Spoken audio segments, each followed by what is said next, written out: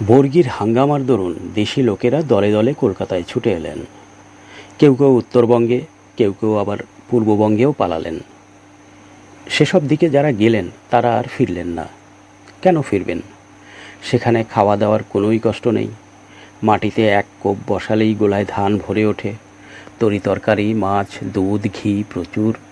বাঙালির আর কী চাই? তাছাড়া সেখানে তখন লাঠিজার জমিদার। গায়ে জোর থাকলে জমি করতে আর কতক্ষণ? একটু খোঁজ করে দেখলে সকলে জানতে পারবেন, উত্তর এবং পূর্ববঙ্গের যত বড় বড় বনেদি জমিদার ঘর আছে তাদের আদি পুরুষদের অনেকেই এক একটা দুর্দান্ত ডাকাত ছিলেন। যারা কলকাতায় এলেন তারা দেখলেন খাওয়া দাওয়ায় অতটা মজা না থাকলেও মনের সুখে এখানে বাস করার সুবিধে অনেক। ইংরেজরা টাকা কড়ি কেড়ে নেন না, বৌঝি ছিনিয়ে নেন না, দেনার দায়ে জোর করে ক্রিশ্চান করেন না, পাওনা টাকা না দিলে কয়েত করেন বটে, কিন্তু শরীরে যন্ত্রণা দেন না। কাজ করিয়ে নিয়ে তার ন্যায্য দামটা ফেলে দেন, ব্যাগার দিতে হয় না। কাজও কি এক রকমের? সরকারি, আধা সরকারি, বেসরকারি, কত হাজার রকমের। কাজ করতে চাইলে এখানে বেকার বসে থাকতে হয় না। টাকা রোজগারের প্রচুর উপায় এই কলকাতা শহরে।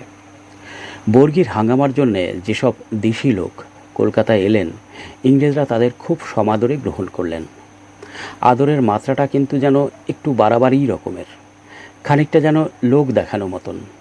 সলিমুল্লাহ সাহেব তার তারিখি বাংলা বলে ইতিহাসের পুঁথিতে দেশি লোকেদের প্রতি ইংরেজদের এই সদ্ব্যবহারের কথাটা বিশেষভাবে উল্লেখ করে গেছেন। এত সমাদরের একটু ভেতরকার কারণ ছিল। কোম্পানির ডিরেক্টররা বারবার সাবধান করে দিচ্ছেন, দেশি লোকেদের উপর যেন একদম জুলুম না চলে, তাদের সঙ্গে যেন সর্বদাই ভদ্র ব্যবহার করা হয়। তাদের উপর কোনো রকমের অন্যায় অত্যাচার হচ্ছে শুনলে ফল ভালো হবে না। ডিরেক্টরদের এই উপদেশ যে নিছক স্নেহবশত তা বলে তো মনে হয় না। কোম্পানিরও উপরওয়ালা ছিল, সেটি ব্রিটিশ পার্লামেন্ট। পার্লামেন্ট যদি একবার টের পান যে কোম্পানির কর্মচারীরা দেশি লোকদের উপরে জবরদস্তি করছেন, তাহলে ডিরেক্টরদের তার জন্য জবাবদিহি করতে করতে প্রাণ ওষ্ঠাগত হয়ে যাবে। কোম্পানির চার্টারের মেয়াদ ফুরোলে পার্লামেন্ট আর হয়তো চার্টার নাও দিতে পারেন। সে হয়তো কোম্পানির সর্বদাই ছিল। সেই সময় যেসব দেশি লোক কলকাতায় এলেন তারা আর গোবিন্দপুরে ঠাঁই পেলেন না। সাহেবপাড়াও বন্ধ, বড় বাজারে তো তিল ধারণের স্থান নেই। সুতরাং সুতানুটিতেই তাদের সকলকে উঠতে হলো। আদিবাসীদের সব ভিতরের দিকে, অর্থাৎ শহরের পূব দিকের জঙ্গলে ঠেলে দিয়ে তারা গঙ্গার ধারের জায়গাগুলো যেমন বাগবাজার, হাটখোলা, কুমোরটুলি, জোড়াবাগান, জোড়াসাঁকো অঞ্চল একে একে দখল করে নিলেন। শেষে আরও লোক বাড়তে আবার সেখান থেকেও আদিবাসীদের আরও খানিকটা দূরে ঠেলে দিয়ে সে জায়গাগুলোও নিজেদের হাত করে নিতে থাকলেন।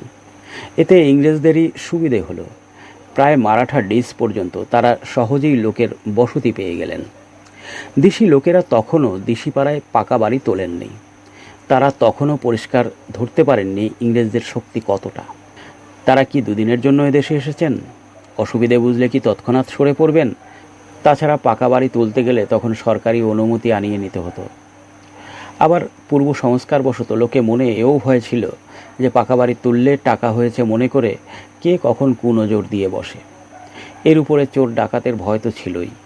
কলকাতার দেশি লোকেরা তখনও আসলে নবাবেরই প্রজা। কলকাতার কোনো দেশি লোক অপুত্রক অবস্থায় মৃত হলে মুর্শিদকুলি খাঁ থেকে আলিবর্দি খাঁ পর্যন্ত সব নবাবই সেই মৃত ব্যক্তির সম্পত্তি দাবি করে ইংরেজদের কাছ থেকে সেটা তলব করে পাঠাতেন। ইংরেজদের নিজেদের কিন্তু এই বিষয়ে ভয় ডর ছিল না। কোম্পানির ক্ষুদ্র ক্ষুদ্র কর্মচারীরাও পাকা বাড়িতে বাস করেন, পালকি চড়ে বেড়ান, হাতি চড়েন, ঘোড়া চড়েন, দূরে কোথাও যেতে হলে বজরা ভাড়া করেন। সকালবেলাটায় তারা কাজকর্ম করেন, দুপুরে ঘুমন, সন্ধ্যের দিকে দিব্যি হাওয়া খেয়ে বেড়ান, রাত্রিরে মদ টানতে টানতে জুয়া খেলেন। এর উপর তখন লালবাজারের মোড়ে আজকালকার মিশন রোতে একটা থিয়েটারও বসে গেছে, সেখানেও তারা ভিড় জমান। সাধারণ দেশি লোকেরা পালকি চড়তে পেতেন না। রাজা মহারাজারা তো তখন কেউ কলকাতায় আসেননি, তাদেরও পালকি চড়তে হলে সরকারি পরোয়ানা আনাতে হতো। তবে গরুর গাড়ি, উটের গাড়ি, ঘোড়া, হাতি কলকাতার পথে ঘাটে বিস্তর দেখা যেত। ঘোড়ার গাড়ির তখনও চল হয়নি। একটা গাড়ি প্রেসিডেন্ট সাহেব ইউরোপ থেকে আনিয়েছিলেন বটে, কিন্তু কোম্পানি তার খরচ দিতে রাজি হননি বলে সেটা আর চড়ে বেড়াতে পারলেন না।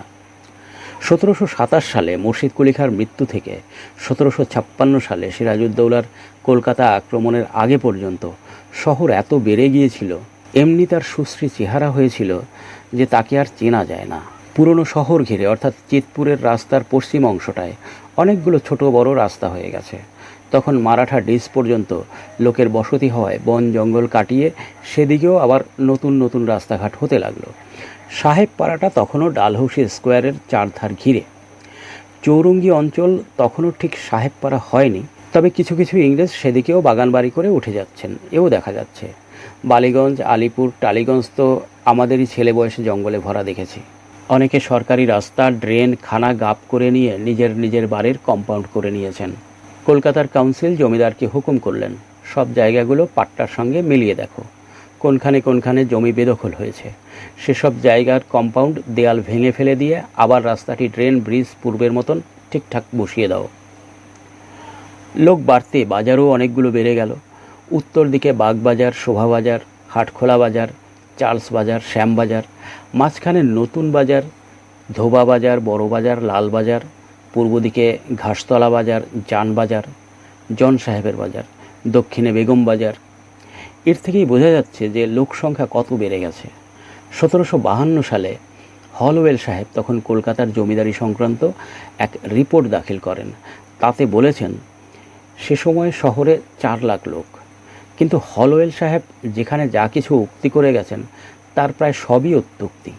বিভারলি সাহেব যখন 1872 সালে সেন্সাস রিপোর্ট নিয়ে হিসেব কষতে বসেন, তখন তিনি হলওয়েলের রিপোর্ট নিয়ে ভালো করে অঙ্কপাত করে স্পষ্টই দেখিয়ে দেন হলওয়েল সংখ্যাটা চতুর্গুণ বাড়িয়ে বলে গেছেন।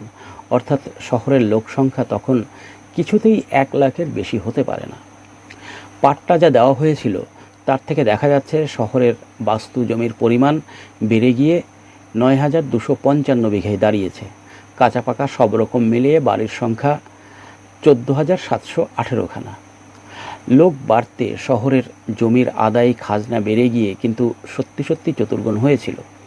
মুর্শিদ কুলি খাঁর আমলে আমদানি 4,000 টাকা এখন 17,000-এ উঠেছে। এছাড়া অন্যান্য ট্যাক্স বাবদ আয় 90,000 টাকা। ইংরেজরা বৈশ্যবর্ণের লোক, কি করে যে টাকা আদায় করতে হয় তার কৌশলটা তাদের ভালো রকমই জানা। দিয়ে থুয়ে শুয়ে শুয়ে খানিকটা সবুর করে নিতে জানলে যে শেষ পর্যন্ত বেশি পাওয়া যায়, সবুরে যে মেওয়া ফলে, এই নীতিটা ইংরেজরা বেশ বুঝতেন।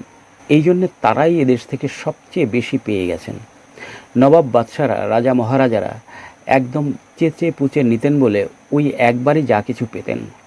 তাদের অস্তি নাস্তির বিচার ছিল না, কেবল দেহি দেহি পুনো পুনো।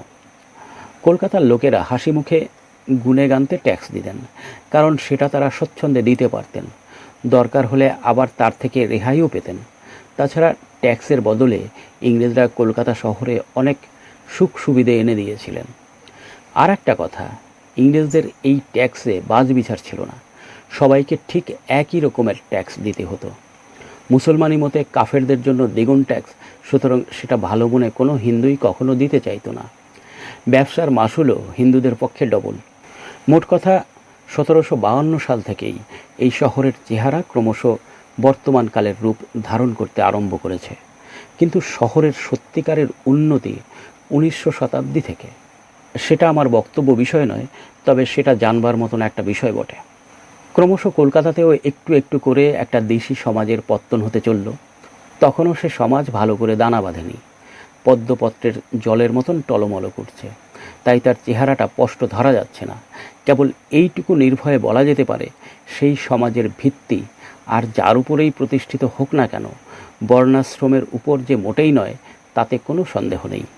তাই তো দেখছি কুলীন বামুন মনোহর মুখুজ্জে, রামানন্দ বাড়ুজ্জে, কিনু চাটুর্যে, ক্ষত্রিয় বামুন কন্দর্প ঘোষাল, কষ্টক্ষত্রিয় কৃষ্ণকান্ত পাঠক, পিরিলি বামুন পঞ্চানন ঠাকুর, কুলীন কায়েত গোবিন্দরাম মিত্তির, তস্যপুত্র রঘুনাথ মিত্তির, দয়ারাম বোস, রামনাথ বোস, নীলমণি মিত্তির, মৌলিক কায়েত গোবিন্দশরণ দত্ত, কৃপারাম দত্ত, রামচরণ কর, রামচন্দ্র দেব, রাজারাম পালিত, বাহাত্তরে কায়েত, কৃষ্ণবল্লভ সোম, গোপাল ভদ্র, সবাই গা ঘেঁষাঘেঁষি করে একত্রে বেশ আছেন, মনের আনন্দে পাশাপাশি চলেছেন। আবার তাদেরই সঙ্গে একই রকম আছেন তাঁতিকুলের বৈষ্ণবচরণ শেঠ, রাসবিহারী শেঠ, রামকৃষ্ণ শেঠ, পীতাম্বর শেঠ, শোভারাম বসাক, রাধামোহন বসাক, হরিমোহন বসাক, চৈতন্য বসাক, সুবর্ণ বণিক সুখদেব মল্লিক, নয়নচাঁদ মল্লিক, রাধাকৃষ্ণ মল্লিক, নকুর ধর, সদ্গোপ আত্মারাম সরকার, তার ছেলে বনমালী সরকার, ধোবা রত্নেশ্বর সরকার, তিলি কালীচরণ পাল, লক্ষ্মীকুণ্ডু কৃপারাম পাল, কৈবর্ত গৌরহরি হালদার, এছাড়া মদন কারফর্মা, নন্দরাম কাঠুরি, বলি কোটমা, রাধানাথ কোটমা, ব্রজবল্লভ কোটমা, লক্ষ্মী কোটমা, এসব নামও পাওয়া যাচ্ছে। কিন্তু এদের উপাধিগুলো কর্মসংক্রান্ত বলে এরা বর্ণচোরা। শুধু নাম দেখে এদের জাত কি তা ঠিক ঠাউর পাবার জো নেই। তবে এরা যে কেউই কলিন সম্প্রদায়ের নন সে বিষয়ে অবশ্য কোনো সন্দেহ নেই। কারফর্মা, করুরি এই পদবি দুটো এখনও আছে, কিন্তু কোটমাটা যে কিসের উপাধি তা এখনও পর্যন্ত আবিষ্কার করে উঠতে পারেনি। সবাই একইভাবে জীবিকা উপায় করছেন, একইভাবে পয়সা করে বড়লোক হচ্ছেন। এদের অনেকেই পরবর্তীকালে কলকাতার বড় বড় নামজাদা পরিবারের আদিপুরুষ। কলকাতায় সে সময় প্রায় সব জাতেরই লোক ছিলেন। কেবল তখনও বৌদ্ধকুলের কারো নাম কোথাও পাচ্ছি না। রাঢ় দেশে তাদের সংখ্যা কম বলেই হোক, কিংবা তখনও তাদের জাত ব্যবসা ছাড়তে অনিচ্ছুক থাকাতেই হোক, কলকাতা সমাজে তাদের দেখতে পাওয়া যাচ্ছে না। এত রকম জাতের লোক এখানে একসঙ্গে ছিল বলেই হাতে পয়সা হলেই লোকে জাতে উঠে কায়েত হতে পারে, এরকম একটা কথা কলকাতায় চলে গেছে। কিন্তু কলকাতা শহরে জেলে কায়েত, ছুতোর কায়েত, চাষা কায়েত ইত্যাদি রং বেরঙের কায়েতের কথা শোনা যায়। নেহাত ভয়বশতই বোধহয় তখনও তারা বামুনদের পৈতেটা ধরে আর টান দেননি। এই সমাজের লোকেদের বাড়ির ভিতর অন্দরমহলে যতই প্রকারভেদ থাক না কেন, বাহ্যিক সকলেই একরকম চেহারা। এক মাথা বাবরি চুল, গালে জলপি, ঠোঁটে পুরুষ মানুষে একজোড়া গোঁফ, মাথায় পাগড়ি বেঁধে, গায়ে জুব্বা এঁটে, পায়ে চটি কি নাগরা পরে সবাই যে যার কাজে চলেছেন।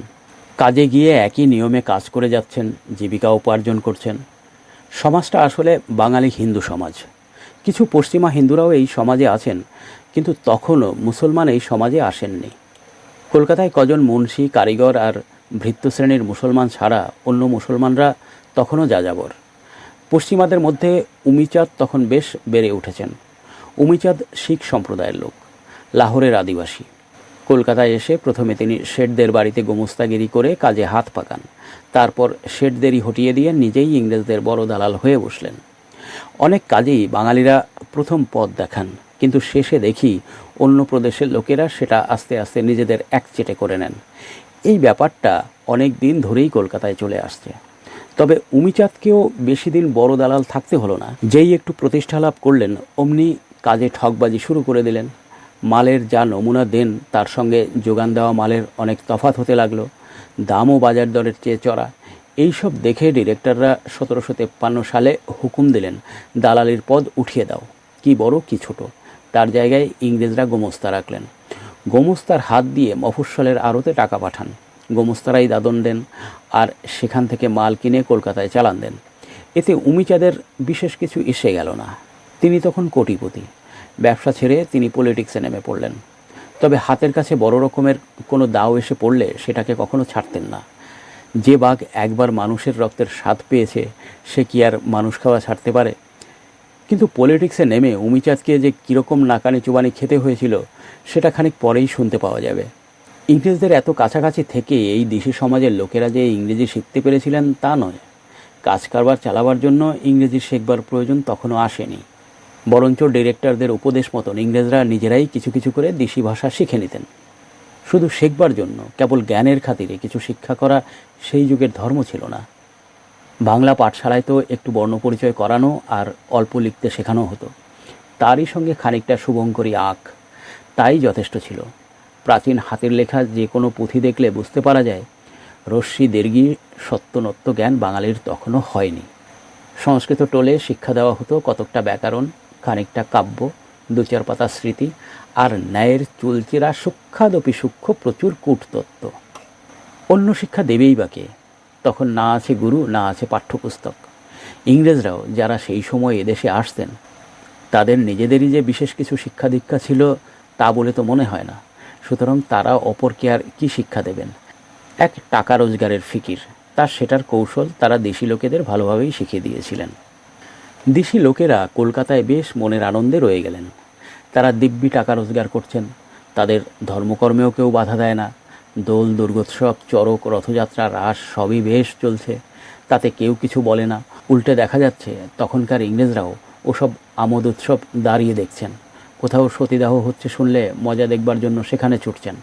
ঋতু পরিবর্তনে উৎসব আনন্দের জন্য যেসব পুজোর সৃষ্টি, সেগুলো বাদ দিলে দেখা যায় বাঙালিরা আসলে কালী উপাসক।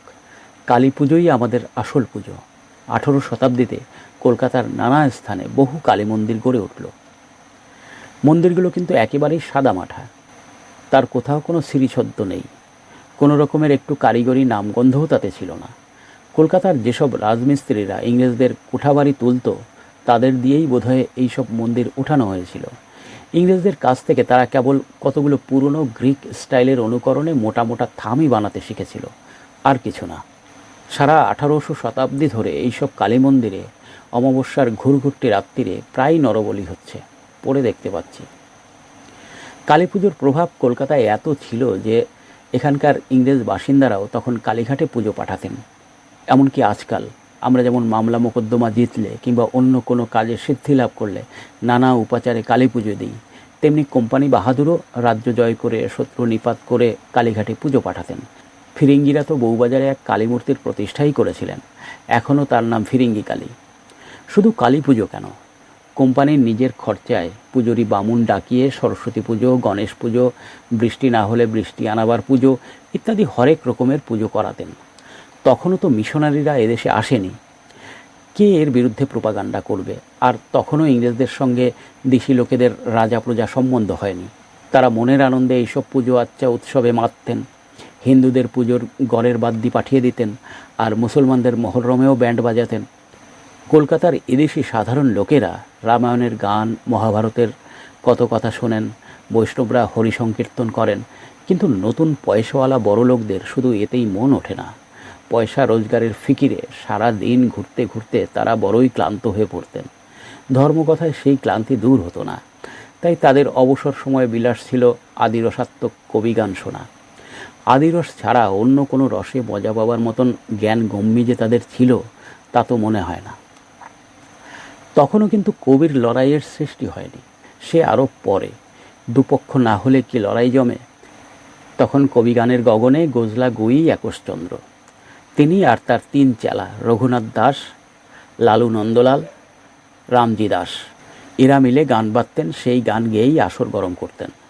আদিরসে ভরপুর বিদ্যাসুন্দরের কেচ্ছারও কলকাতায় খুব আদর। আত্মারাম ঘোষ বলে এক লেপিকার কলকাতাতে বসেই কালিকামঙ্গলের অন্তর্গত বিদ্যাসুন্দরের কাহিনী ব্রজবল্লভ বাবুর জন্য নকল করে দিয়ে দক্ষিণা পাচ্ছেন একজোড়া কাপড় আর 2 আরকট টাকা। পুঁথিটি নকল করা শেষ হচ্ছে বাংলা 1159 সনের 27শে শ্রাবণ তারিখে, অর্থাৎ পলাশী যুদ্ধের ঠিক 5 বছর আগে। ঘোষমশায়ের বাড়ি দেখছি সুতনটি গ্রামের চরকডাঙ্গার পশ্চিমে। পাছে কেউ তাকে গোপকুলের কিংবা অন্য কোনো নিকৃষ্ট সম্প্রদায়ের লোক বলে সন্দেহ করে বসেন, তার জন্য তিনি স্পষ্টাক্ষরে লিখে জানাচ্ছেন যে তিনি ঘোষ হলেও কুলীন কায়স্থকুলেরই ঘোষ। কলকাতায় যে দিশি সমাজের পত্তন হলো, তাদের দলের সকলেই যে ইংরেজদের অনুগত, সকলেই যে ইংরেজদের পক্ষে, সে কথাটা বোধহয় খুলে বলে দিতে হবে না। এরা ছাড়া আরেক দল লোকও ক্রমশ মনে মনে ইংরেজদের পক্ষপাতী হয়ে উঠেছিলেন। তারা এদেশের হিন্দু জমিদার বর্গ। মুর্শিদ খলিকার হাতে পড়ে পুরনো জমিদার ঘরগুলোর উচ্ছেদ হয়ে গিয়েছিল, সে কথা আগেই বলেছি। নতুন যারা জমিদার হলেন তারাও যে বড় সুখে ছিলেন তা নয়। মুর্শিদ খলিকা আয় বাড়াবার জন্য নির্দিষ্ট খাজনার উপরে আরও নানা রকমের অতিরিক্ত কর বসিয়েছিলেন, সেগুলোর নাম আবওয়াব।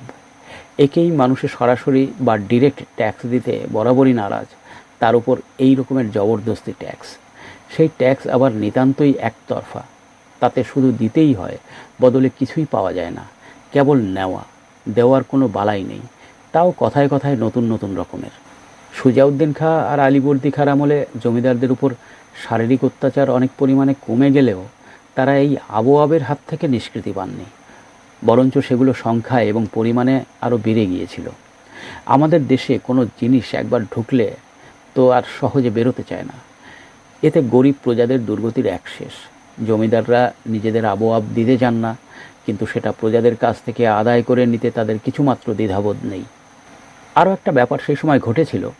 আলীবর্দী খাঁ বিদেশি মুসলমান বলে হিন্দুস্তানি মুসলমানদের মন থেকে বিশ্বাস করতে পারতেন না, আর হিন্দুস্তানি মুসলমানরাও আলীবর্দী খাঁর জোর করে এই বাংলার মসনদ কেড়ে নেওয়াটা কখনোই ভালো চোখে দেখেননি।